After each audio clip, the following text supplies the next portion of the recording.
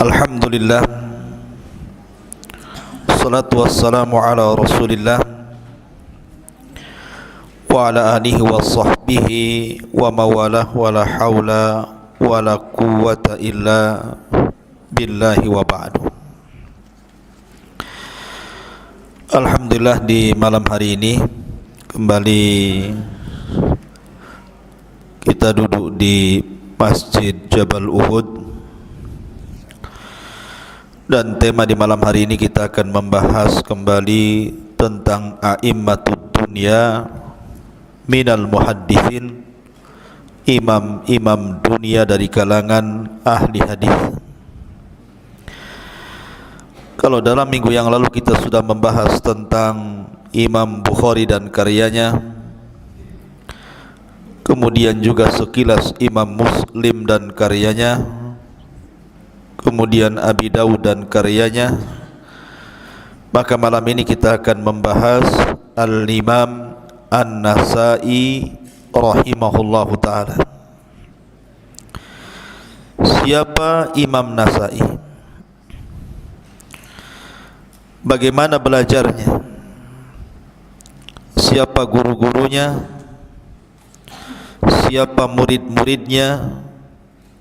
Bagaimana rihlahnya, ujian ketika menuntut ilmu, dan karya besarnya sampai kepada wafatnya. InsyaAllah 1 jam ke depan kita akan membahas siapa sosok Al-Imam An-Nasa'i rahimahullahu ta'ala. Al-Imam An-Nasa'i itu bukan nama, tapi namanya adalah Ahmad ibn Shu'aib. Ahmad ibn Shu'aib ibnu Ali ibnu Sinan ibni Bahrin al-Khurasani An-Nasa'i. Ahmad ibn Shu'aib ibn Ali ibn Sinan Ibn Bahri Al-Khurasani An-Nasa'i. Jadi namanya Ahmad bin Shu'aib. Itulah nama Imam Nasa'i. Dan kunyahnya adalah Abu Abdurrahman. Kunyah Imam Nasa'i adalah Abu Abdurrahman. Dan dia seorang dari imam-imam hadis dunia. Adapun kenapa kemudian disebut An-Nasa'i, kenapa dia disebut Imam Nasa'i? Ada yang mengatakan Nasa'i itu adalah sebuah daerah namanya Nasa. Di mana Nasa? Sebuah daerah yang terletak di tengah-tengah Iran dan Afghanistan. Di situ ada daerah namanya Nasa. Lah Imam Nasa'i lahir di situ. Makanya disebut Imam An-Nasa'i. Ada yang mengatakan An-Nasa'i itu diambil dari kata-kata An-Nisa, perempuan. Karena ketika daerah itu mau diserang, maka laki-lakinya pada kabur, tinggal perempuan saja. Maka orang-orang pun mengatakan tidak ada laki-laki, haula'in nisa, mereka adalah wanita, tidak boleh kita bunuh. Sehingga kemudian penisbatan nisa menjadi Nasa'i karena sebab itu. Ma'asyiral muslimin, santri ikhwan dan akhwat yang dimuliakan Allah subhanahu wa ta'ala, Imam Nasa'i ini lahir pada tahun 215 Hijriah. 215 Hijriah lahir dan wafat pada tahun 303 Hijriah. Cukup panjang usianya, 80 tahun lebih. Dan Imam Nasa'i adalah akhir dari ulama-ulama ataupun a'immatul muhadditsin as-sittah wafatan. Jadi ulama yang akhir wafat dari para ulama yang 6. Kemarin kita sudah sebutkan kalau ada istilah akhrajahu sittah, dikeluarkan imam yang 6, maknanya Abi Dawud, Tirmidzi, Nasa'i, Ibnu Majah, Bukhari dan Muslim. Dari 6 ulama ini yang terakhir meninggal adalah Imam Nasa'i. Dia imam yang terakhir meninggal dari a'immatus sittah ini. Dan Imam Nasa'i ini adalah ulama yang paling banyak rihlah dibandingkan ulama-ulama hadis lainnya. Jadi ulama yang paling banyak safar untuk talabul ilmi ini Imam Nasa'i, dibandingkan Abi Dawud, Ibnu Majah, Muslim, Bukhari dan ulama-ulama hadis lainnya. Paling banyak safarnya, paling banyak rihlahnya, sampai-sampai Al-Hafidh Ibnu Hajar rahimahullahu ta'ala mengatakan bahwa guru-guru yang ditemui Imam Nasa'i itu jumlahnya tidak bisa dihitung saking banyaknya. Karena Imam Nasa'i ini rajin safar ke beberapa daerah dan negara untuk thalabatul ilmi. Lah Imam Nasa'i sendiri, beliau adalah orang yang paling tinggi secara isnad hadisnya di zamannya. Jadi dia orang yang paling tinggi isnadnya dalam masalah hadis yang sampai kepada Rasul, sehingga ketika itu banyak manusia dari penjuru dunia berguru kepada Imam Nasa'i.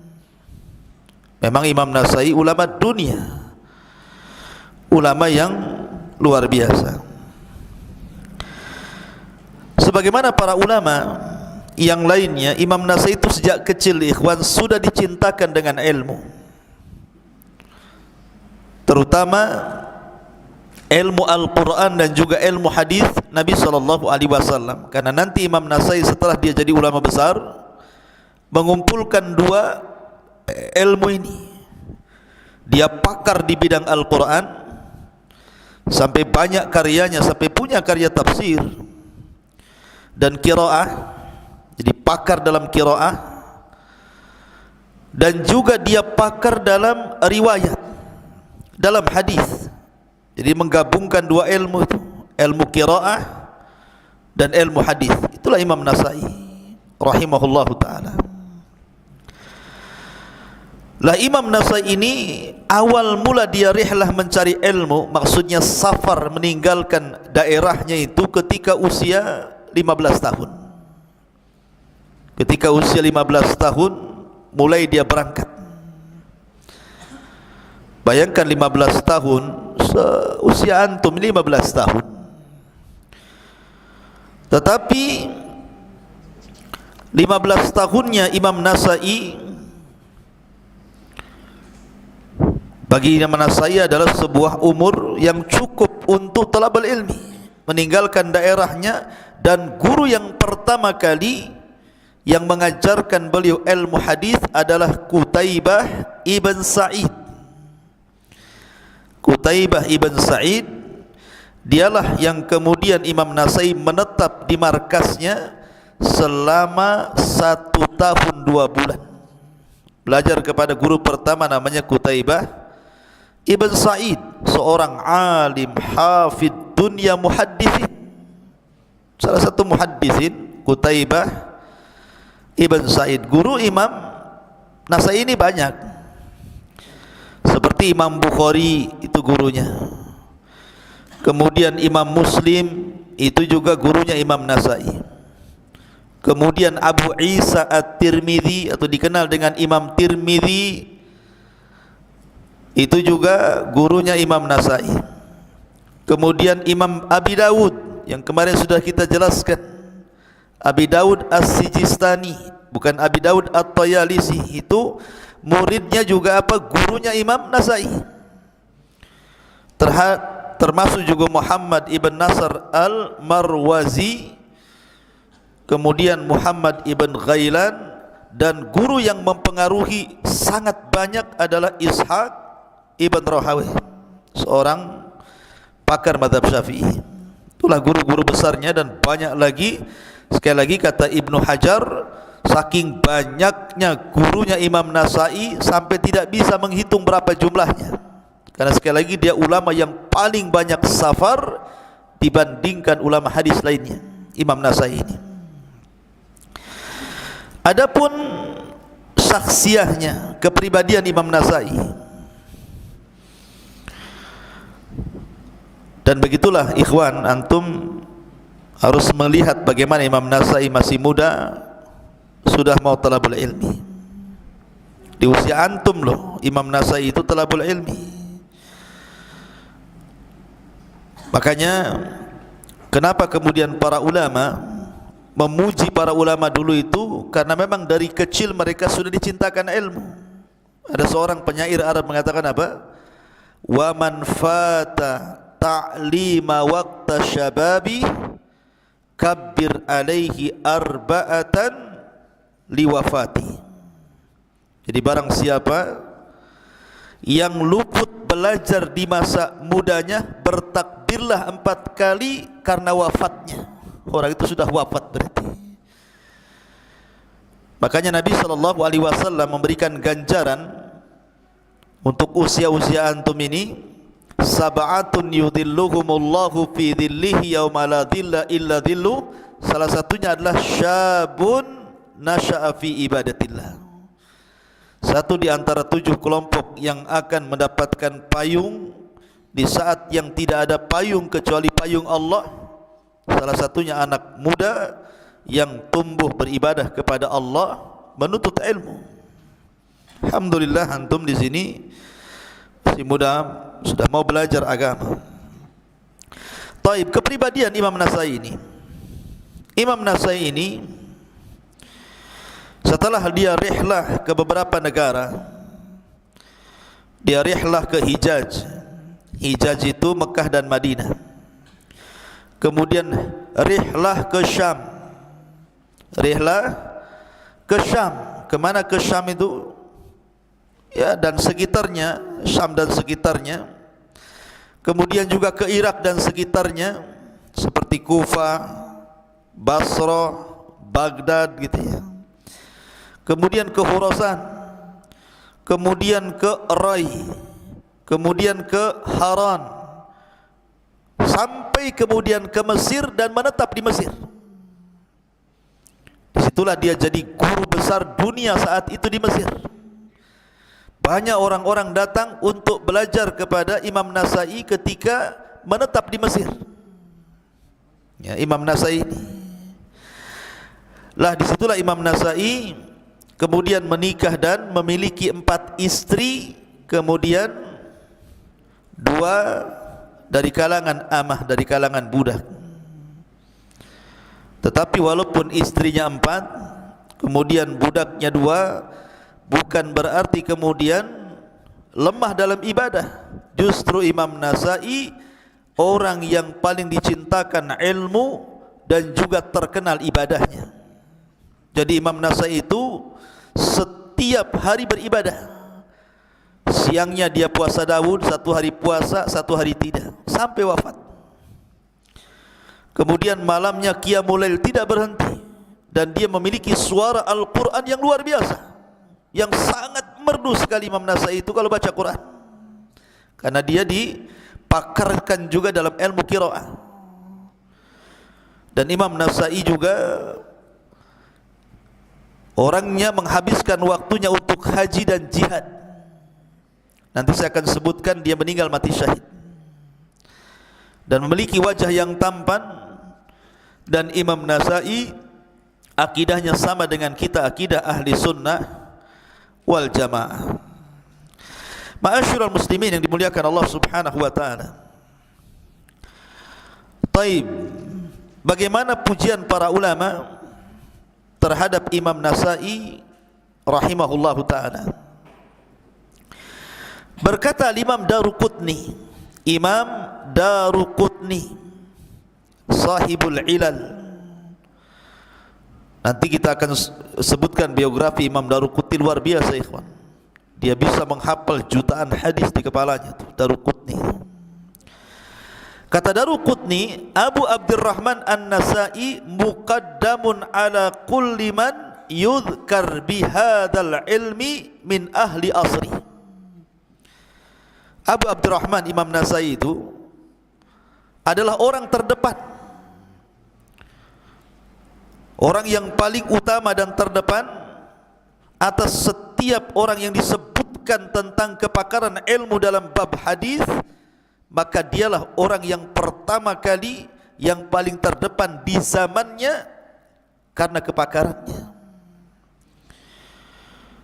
Bahkan Abu Bakar Ibnul Haddad, Abu Bakar Ibn Haddad Al-Faqih, dia sampai tidak mau safar untuk mencari hadis ke beberapa negara. Dia cukup bermulazamah dengan Imam Nasa'i saja. Abu Bakar Ibn Haddad, dia tidak tertarik untuk safar ke negeri-negeri seperti ulama hadis yang lainnya, karena dia seorang muhaddits hafidz juga, Abu Bakar Al-Haddad ini. Tetapi dia tahu bagaimana Imam Nasa'i itu kecerdasannya dan ilmunya. Makanya dia tidak safar ke sana kemari, bermulazamah saja dengan Imam Nasa'i. Sampai dia mengatakan, "Raditu bin Nasa'i hujjatan baini wa bainallahi azza wa jalla." Aku reda dengan Imam Nasa'i walaupun aku tidak belajar ke sana kemari, hanya belajar dengan beliau. Aku reda dengan Nasa'i sebagai hujjah antara diriku dan Allah Subhanahu wa taala. Ma'asyiral muslimin yang dimuliakan Allah Azza wa Jalla. Kemudian juga Imam Tahawi mengatakan Abu Abdurrahman An-Nasa'i imamun min a'immatil muslimin. Abu Abdurrahman An-Nasa'i adalah imam dari imam-imamnya kaum muslimin. Kemudian juga berkata ulama yang lainnya, Al-Imam Ibnu Athir, Imam Ibnu Athir, dia mengatakan bahwa Imam Nasa'i adalah An-Nasa'iyu min a'immatil hadithi wal fiqhi syafi'i. Sesungguhnya Imam Nasa'i itu, kata Imam Ibnu Athir dalam Jami'ul Usul, adalah dari ulama-ulama hadis dan juga orang yang paling membidangi fikih Syafi'i. Itulah ulama ahli sunnah wal jamaah, Al-Imam Abi Abdurrahman Ahmad ibn Shu'aib, atau dikenal dengan Al-Imam An-Nasa'i rahimahullahu ta'ala. Taib, sekali lagi saya ulangi bahwa Imam Nasa'i mengumpulkan dua ilmu ya. Itulah kelebihan Imam Nasa'i dibandingkan ulama yang lainnya, dibandingkan Abi Dawud, Tirmidzi, Bukhari, Muslim gitu ya. Kalau mereka itu kan membidangi satu ilmu saja, ilmu hadis. Tapi Imam Nasa'i dua, satu ilmu qiraah dan yang kedua ilmu di bidang hadis dan ilalnya. Kemudian ikhwatu fillah muliakan Allah Azza wa Jalla, Imam Nasa'i rahimahullahu ta'ala tadi sudah disebutkan di antara guru-gurunya Qutaibah ibn Sa'id, Bukhari, Muslim, Abu Isa, Tirmidzi, Abi Dawud, Muhammad ibn Nasir Al-Marwazi. Dia pun punya murid-murid yang luar biasa. Di antara muridnya adalah Imam At-Tabrani. Imam At-Tabrani, imam yang sangat luar biasa. Imam Tabrani ma'ruf, rawahu Tabrani. Sampai-sampai ada kisah Imam Tabrani ini ikhwan berdebat dengan Abu Bakar Al-Ji'abi. Jadi suatu ketika Imam At-Tabrani berdebat dengan siapa? Abu Bakar Al-Ji'abi di hadapan seorang wazir, seorang menteri, Ibnul Amid. Debat, sengit debatnya. Imam Tabrani dilebihkan hafalannya, tapi Abu Bakar Al-Ji'abi dilebihkan kecerdasannya. Abu Bakar Al-Ji'abi dilebihkan kecerdasannya. Kenapa mic-nya dikecilkan gini? Ya. Jadi siapa yang kecilkan mic ini? Berat jadinya. Dikecilkan ya. Ada yang main mic ya? Hah?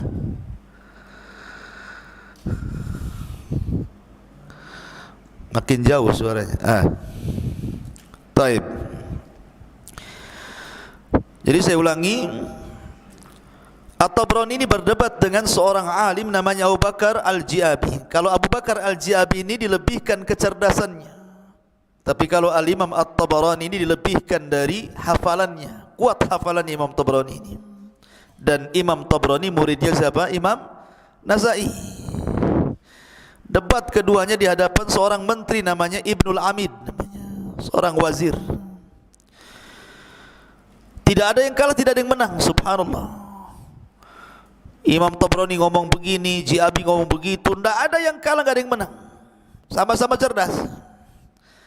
Sampai akhirnya Imam Abu Bakar Al-Ji'abi kononnya ingin mengalahkan Imam Tabrani dan mengatakan, ya Tabrani, sesungguhnya aku punya hadis.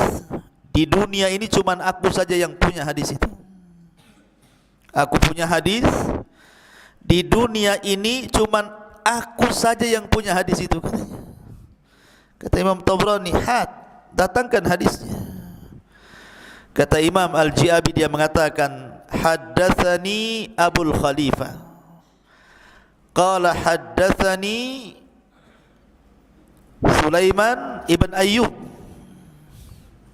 Kemudian menyebutkan sanad sampai kepada Nabi SAW. Kata Imam Ji'abi telah menceritakan kepadaku Abul Khalifah. Abul Khalifah berkata telah menceritakan kepadaku Sulaiman ibn Ayyub. Tiba-tiba Tabrani ketawa, ikhwan. Tertawa. Hahaha gitu, tertawa. Kenapa Imam Tabrani tertawa mendengar hadis dibacakan oleh Abu Bakar Al-Ji'abi? Kata At-Tabrani, ya Ji'abi, kamu tahu enggak Sulaiman ibn Ayyub yang diambil hadisnya oleh Abu Khalifah, dan Abu Khalifah kau ambil hadisnya? Sulaiman ibn Ayyub itu nama lain daripada At-Tabrani. Sayalah Sulaiman ibn Ayyub itu hadis saya. Kenapa kau bilang hadismu satu-satunya di dunia? Ya. Maka tertawalah para ulama itu. Katanya Ibnu Amid yang menyaksikan perdebatan Tabrani dan Ji'abi itu, seandainya aku lepaskan kedudukan menteriku dan menjadi Tabrani, demi Allah aku tidak melihat sebahagia para muhaddithin dengan hadis Nabi SAW. Lah Tabrani ini muridnya Imam Nasai. Kemudian juga Imam Tahawi, ma'ruf ya, ada akidah Tahawiyah, Abu Ja'far At-Tahawi, itu dikenal karyanya akidah Tahawiyah, itu muridnya siapa? Imam Nasai juga. Kemudian juga Ibrahim ibn Muhammad As-Salih ibn Sinan, Muhammad ibn Haywah, Abu Ali Al-Husain, dan banyak lagi murid-murid besarnya. Jadi murid-muridnya Imam Tabrani, Imam Nasai ini menjadi ulama-ulama dunia. Dia sendiri ulama dunia, melahirkan ulama dunia. Itulah Imam Nasai. Cerdas luar biasa Imam Nasai rahimahullah ta'ala. Dan Imam Nasai ini oleh sebagian para ulama dilebihkan dibandingkan Imam Muslim. Sampai-sampai Imam Zahabi menyebutkan dalam kitab Syiar A'lamin Nubala, kata Imam Zahabi, lam yakun, kata Imam Zahabi, fi ra'si 300 ahfad minan Nasai, wa huwa ahdaq fi hadithihi wa ilalihi wa rijalihi min Muslim wa Abi Dawud wa Tirmidzi, wa huwa yajri majral Bukhari wa Abi Zur'ata fi ilmi ilalil hadith. Kata Imam Az-Zahabi, dia mengatakan, tidak ada di dunia ini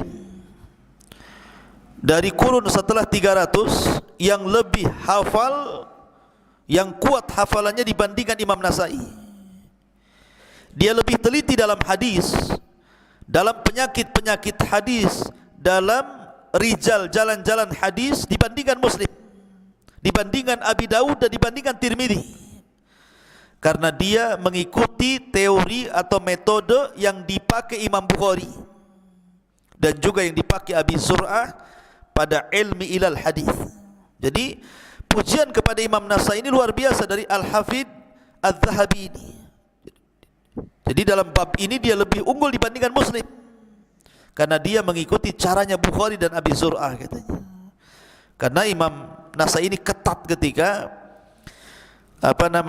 menyaring sebuah hadis Nabi sallallahu alaihi wasallam. Taib. Ada beberapa fitnah yang terjadi kepada Imam Nasai. Fitnahnya adalah Imam Nasai ini, ikhwatu fiddin, muliakan Allah Subhanahu wa taala, difitnah sebagai orang Syiah. Padahal dia bukan orang Syiah. Dan saya sudah jelaskan kepada antum sejarah Syiah. Gara-garanya Imam Nasai ini mengarang satu buku namanya Khasa'isu Ali radhiyallahu an. Jadi suatu ketika Imam Nasai di antara satu karyanya adalah mengarang kitab tentang kekhususan dan keutamaan Ali radhiyallahu an. Dan ketika itu ikhwan, ada dua daerah yang berseberangan antara kubu Kufah dan kubu Basrah. Kalau orang-orang Kufah, mereka itu sangat hulu kepada Ali radhiyallahu an, memuja dan memuji Ali luar biasa. Sementara orang-orang Basrah terbalik, mereka membenci Ali dan mengkultuskan Muawiyah bin Abi Sufyan. Lah ketika itu Imam Nasai melihat orang-orang Damaskus, orang-orang Syam melampau dalam memuji Muawiyah radhiyallahu an dan membenci Ali radhiyallahu an. Dia ingin menyadarkan mereka bahwa tidak boleh membenci seorang sahabat Nabi sallallahu alaihi wasallam, apalagi Ali bin Abi Thalib. Maka di karyanya sebuah buku yang berjudul Khasa'isu Ali namanya, kekhususan dan keutamaan Ali radhiyallahu an. Kemudian setelah dicatat, dikarang, dibawalah ke Syam, dibawalah ke Basrah, ke Damaskus, kemudian dibacakan. Di dalam kitab ini terkandung 200 hadis Nabi sallallahu alaihi wasallam yang menceritakan tentang keutamaan Ali, walaupun sebagiannya sahih dan sebagian lemah, tetapi kebanyakan riwayat tentang keutamaan Ali itu semua sahih. Marahlah orang-orang yang fanatik dengan Muawiyah ini. Marah dia, didatangi Imam Nasai itu. Kemudian dia mengatakan, "Ya Nasai, kau sudah mengarang kitab tentang keutamaan Ali, sekarang kau karang keutamaan Muawiyah." Kata Imam Nasai rahimahullahu ta'ala, apa yang harus aku karang? Nabi sallallahu alaihi wasallam yang aku dengar atau yang aku baca dari hadis-hadisnya hanya mengatakan kepada Muawiyah bin Abi Sufyan itu adalah la asba'allahu la asba'akallahu abada, semoga Allah tidak mengenyangkan perutmu selamanya. Apa yang harus aku tulis? Karena ketika Rasulullah SAW suatu ketika memanggil Muawiyah, "Ya Muawiyah," Muawiyah ketika itu lagi makan. Dipanggil lagi, "Ya Muawiyah," masih makan juga. Dipanggil 3 kali, "Ya Muawiyah," masih makan juga. Baru menghadap Rasul. Kata Rasul, "Kenapa kau dipanggil tidak mau datang wahai Muawiyah?" Sambil bercanda Rasul. Kata Muawiyah, "Saya tadi makan wahai Rasul." Apa kata Rasul? "La ashbakallahu abada," semoga Allah tidak mengenyangkan perutmu. Sejak itu doa Nabi SAW menjadi sebuah kenyataan. Muawiyah itu setelah tua tidak bisa bangkit karena gemuk orangnya. Kalau makan enggak pernah lapar, enggak pernah kenyang, lapar aja. Makan aja. Sampai ketika diceritakan khutbah Jumat, Nabi bisa berdiri saking besarnya badan Muawiyah bin Abi Sufyan itu. Karena banyak makan. Karena Rasul yang mendoakan semoga Allah tidak mengenyangkan perutmu. Kata Imam Nasai, apa hadis ini yang akan saya cantumkan? Seolah-olah Imam Nasai mengatakan, tidak mungkin saya samakan Muawiyah dengan Ali. Hadis-hadis tentang keutamaan Ali itu banyak. Dan secara keutamaan Ali jauh lebih mulia dibandingkan Muawiyah. Tapi walaupun demikian, ma'asyiral muslimin yang dimuliakan Allah Azza wa Jalla, Imam Nasai tidak pernah mencela Muawiyah bin Abi Sufyan.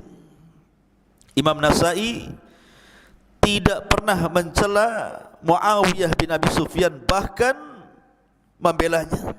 Sampai ketika dia ditanya tentang pendapat dia tentang sahabat Rasul, lihat perkataan Imam Nasai. Kata Imam Nasai, innamal Islam kadarin. Islam itu seperti rumah. Lahababun, punya pintu. Fababul Islam as-sahabatu, maka pintu Islam itu adalah sahabat. Faman adza sahabata innama arada al-Islam, maka barang siapa yang menyakiti sahabat, hakikatnya dia telah menyakiti Islam. Kaman naqaral bab innama yuridu dukhulal bab, sebagaimana orang yang mengetuk pintu, hakikatnya dia ingin masuk ke dalam pintu itu. Faman arada Muawiyata fa innama arada sahabah, maka siapapun yang membidik Muawiyah dan mencelanya, hakikatnya dia telah mencela sahabat. Artinya Muawiyah tidak dicela oleh Imam Nasai. Maka tidak benar kalau seandainya Imam Nasai dikatakan Syiah gara-gara mengarang Khasaisu Ali. Masalahnya ketika Imam Nasai mengatakan seperti itu kepada orang-orang yang fanatik dengan Muawiyah, marah orang-orang jahil Damaskus ini, akhirnya Imam Nasai pun dipukuli. Sebab dipukuli kemudian dilukai itulah Imam Nasai meninggal dunia. Imam Nasai meninggal dunia karena dipukuli. Ketika itu dia minta agar ketika masih sakit ingin dia bawa ke Mekah, maka kawan-kawannya membawa Imam Nasai di Mekah. Sehingga para ulama khilaf di mana kuburan Imam Nasai. Ada yang mengatakan di Mekah, ada yang mengatakan di Palestina. Imam Nasai mati syahid. Dia bukan seorang Syiah, dia ahli sunnah wal jamaah. Bahkan ketika Imam Ibnu Mubarak mengatakan bahawa siapa yang mengatakan Al-Quran makhluk dia kafir, kata Imam Nasai, aku berpendapat seperti perkataan Ibnu Mubarak. Ya. Artinya akidahnya adalah ahli sunnah wal jamaah. Tapi itu diantara sedikit biografi Imam Nasai rahimahullah ta'ala. Kita masuk pada karyanya. Karya besar Imam Nasai rahimahullah ta'ala, Sunan An-Nasai. Imam Nasai ini banyak mengarang buku. Jadi bukan satu buku yang dikarang Imam Nasai itu, banyak sekali. Ya, ada Kitabul Ilmi, ada Kitabul Aghrab, ada Fadailul Quran, ada kitab tafsir, ada Isyratun Nisa, ada Al-Imamatu wal Jamaah, ada Kitabul Jum'ah, ada Ad-Du'afa wal Matrukin, ada Kitabul Manasik, Fadailus Sahabah, Khasaisu Ali, dan banyak kitabnya. Tapi saya tidak hendak menceritakan kitab-kitab ini. Yang ingin saya ceritakan adalah kitab fenomenal beliau, Sunan An-Nasai. Jadi Imam Nasai itu mengarang sunan itu dua kali. Pertama namanya Sunan Al-Kubra Lin-Nasai. Sunan Al-Kubra Lin-Nasai. La Sunan Al-Kubra milik Imam Nasai rahimahullahu ta'ala ini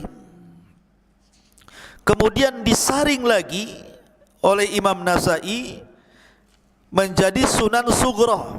Kalau Kubra kan besar, kalau Sughra itu kecil. Jadi dirampingkan lagi kitabnya. Kenapa dirampingkan? Karena awalnya kan Sunan Kubra, besar tuh kitabnya. Kemudian dirampingkan menjadi Sunan Sughra, atau dikenal dengan Al-Mujtaba. Al-Mujtaba kitabnya itu. Karena ketika itu dalam Sunan Kubra, dalam kitab Sunan Kubra itu banyak sekali hadis-hadis yang lemah yang dicantumkan Imam Nasai di situ. Jadi selain daripada hadis yang sahih, juga hadis-hadis yang lemah juga dicantumkan di dalam kitabnya itu. Maka akhirnya kemudian murid-muridnya meminta kepada Imam Nasai untuk menyaring kembali, mengeluarkan hadis-hadis yang sahih, kemudian dikumpulkan secara tersendiri. Akhirnya kemudian oleh Imam Nasai dikumpulkanlah, disaringlah kembali Sunan Kubra itu menjadi satu kitab kecil, ya, yang lebih kecil dibandingkan Sunan Kubra, namanya Al-Mujtaba atau dikenal dengan Sunan As-Sughra. Inilah yang dimaksud Imam Nasai ataupun para muhadditsin apabila menyebut kalimat rawahun Nasai, hadis ini diriwayatkan Imam Nasai, maksudnya hadis itu yang tertera dalam kitabnya Al-Mujtaba atau dikenal dengan Sunanu Sughra. Paham ya? Ya, jadi kalau diriwayatkan Imam Nasai maksudnya bukan pada Sunan Kubronya, tetapi Sunan Sughronya, atau kata lain namanya Al-Mujtaba. Ya.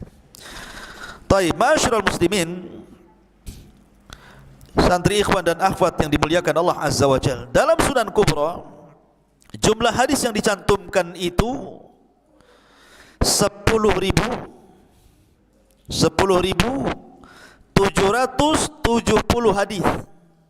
10.770 hadis ini yang tercantum dalam kitabnya Sunan Kubra lin Nasai. Kemudian dari 10.770 hadis itu disaring, dikeluarkan dari Sunan Kubra, kemudian dijadikan satu dalam Sunan Sughra, jumlahnya 5.775 hadis, separohnya. Saya ulangi, kalau di dalam Sunan Kubra jumlah hadisnya 10.770 hadis. Kemudian disaring lagi, dipilih hadis-hadis pilihan yang kemudian diberi nama mukhtasarnya, itu ringkasannya Al-Mujtaba atau Sunan Sughra, di mana Imam Nasai meletakkan hadis dari 10.000 itu menjadi 5.775 hadis yang tercantum dalam kitab Sunan An-Nasai Sughra. Itu yang kemudian kita kenal dengan istilah Sunan Nasai. Jadi kalau ada istilah Sunan Nasai, berarti diisyaratkan kepada Sunan Nasai yang kecil, atau dengan kata lain Al-Mujtaba nama kitabnya itu. Itu yang banyak disyarah para ulama. Ya, hafalkan tuh nama-nama, apa namanya, jumlah hadis yang tertera di situ. Taib, ma'asyiral muslimin, para santri ikhwan dan akhwat yang dimuliakan Allah Azza wa Jalla. Adapun yang membedakan Imam Nasai dalam kitab sunannya dengan sunan-sunan lainnya seperti Sunan Abi Dawud, Tirmidzi dan Nasai, apa sih keunggulan sunannya Imam Nasai dibandingkan sunan-sunan lainnya? Yang pertama, bahwa Imam Nasai ini, dia ketika mengarang kitab Sunan Nasai jara majral Bukhari. Jadi susunannya seperti Imam Bukhari ketika mengarang kitab Sahih Bukhari, di mana dibuat semacam tabwib, ada bab ini, bab itu, bab ini, bab itu, kemudian setelah itu ditaklik sedikit. Begitulah Sahih Bukhari. Maka Sunan Nasai itu cara tartibnya mengikuti Bukhari, berbeda dengan Sunan Tirmidzi dan yang lainnya. Yang kedua, iltazama ala tariqati Muslim. Kemudian yang kedua, satu sisi dia dalam segi tabwib ikut Bukhari, tetapi dari satu sisi dia ikut Muslim, karena satu tidak pernah memutus hadis. Kalau Imam Bukhari kan kodong hadisnya panjang, kemudian dipotong-potong. Lah potongannya itu dibuat bab ini kasih potongannya, bab ini kasih potongannya, bab ini kasih potongannya. Kalau Imam Nasai tidak dipotong hadisnya, lengkap seperti Sahih Muslim. Dari awal sampai akhir hadis ya ngeplak begitu maksudnya. Ya. Dan tidak ada riwayat bil makna, riwayat dengan makna. Ya. Kemudian yang ketiga, Imam Nasai itu karena ulama menganggap bahwa kitab Sunan Nasai itu sebagai kitab ilal. Apa itu ilal? Yang menjelaskan penyakit hadis, sehingga bisa diketahui hadis ini sahih atau tidak. Lah Imam Nasai ini disebut juga kitab sunannya sebagai kitab ilal karena dia sebutkan di dalam kitabnya apabila menyebutkan satu redaksi hadis, terkadang kalau hadis ini cacat, ada penyakitnya, disebutkan hadzal hadis ma'lul, hadis ini ada masalah. Jadi itulah keunggulan Al-Imam An-Nasai rahimahullahu ta'ala dibandingkan yang lainnya. Dan Imam Nasai ini saking memperhatikan soal cacat dan tidaknya sebuah hadis, sampai-sampai dia tidak mempedulikan tentang masalah ulul isnad. Maksud ulul isnad itu isnad yang paling dekat dengan Rasul. Itu kan orang dulu bangga tuh. Makanya ada ulama pengeluar hadis itu antara dia dengan Rasul cuma 2 orang. Ya. Seperti Imam Malik. Antara Imam Malik dengan Rasul itu terlangkah 2 orang. Kemudian juga ada namanya riwayat thulathiyat, namanya sudah disebutkan. Antara dia dengan Rasul itu 3 orang saja. Dan itu ada di 3 tempat hadis-hadisnya. Pertama Imam Ahmad dalam musnadnya, yang kedua Imam Bukhari dalam sahihnya, yang ketiga Ibnu Majah dalam Sunan Ibnu Majah. Nanti kita akan sebutkan biografinya. Tetapi paling kecil Imam Nasai adalah rubaiyat, antara dia dengan Rasul itu 4 orang. Ya, antara dia dengan Rasul paling tinggi, antara dia dengan Rasul 4 orang, dan yang paling rendah antara dia dengan Rasul itu sampai 10 orang. Karena Imam Nasai itu memang mementingkan soal ilal hadis dia, bukan soal ulul isnad. Ya. Ma'asyiral muslimin yang dimuliakan Allah Azza wa Jalla. Tetapi para ulama mengakui bahwa hadis-hadis yang dicantumkan di dalam Sunan An-Nasai Al-Mujtaba itu kebanyakan sahih, sedikit sekali yang lemah. Kebanyakan sahih, sedikit sekali yang lemah. Makanya Imam Nasai itu dijadikan oleh para ulama sebagai peringkat keempat dalam urutan kitab-kitab induk hadis. Pertama Bukhari, kedua Muslim, ketiga Abi Dawud, keempat Nasai. Walaupun ada yang mengatakan Tirmidzi, tapi dia dijadikan nomor 4 ya dari kitab induk hadis yang dijadikan rujukan kita kaum muslimin kepada sumber hadis Nabi sallallahu alaihi wa ala alihi wasallam. Ma'asyiral muslimin yang dimuliakan Allah Azza wa Jalla. Kemudian juga i'tina para ulama, bagaimana perhatian para ulama kepada kitabnya Imam Nasai. Luar biasa, banyak orang yang mensyarah kitab Imam Nasai, Sunan Nasai ini. Salah satunya adalah Jalaluddin As-Suyuti, atau dikenal dengan Imam Suyuti, mensyarah kitab Al-Mujtaba Sunan Nasai. Namanya Zahru Rabba Alal Mujtaba. Kemudian juga syarah Sunan An-Nasai namanya Dakhiratul Uqba fi Syarhil Mujtaba, yang dikarang Muhammad Ali Ibn Adam Ibn Musa Al-Ityubi Al-Wawi. Kemudian juga Hasyiatus Sanadi, dan banyak lagi yang mensyarah kitab beliau, menunjukkan ada perhatian para ulama ketika memandang kitab An-Nasai.